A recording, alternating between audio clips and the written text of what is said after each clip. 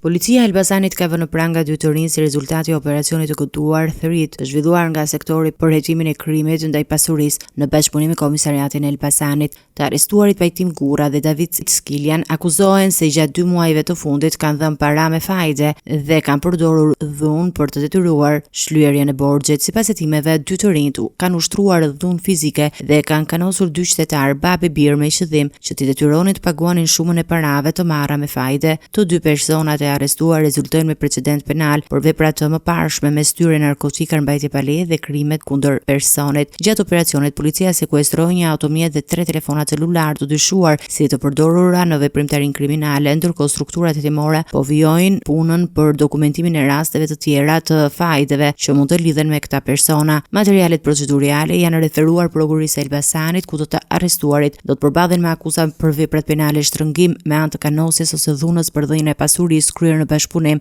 dhe ushtrim pa licencë i veprimtarisë bankare.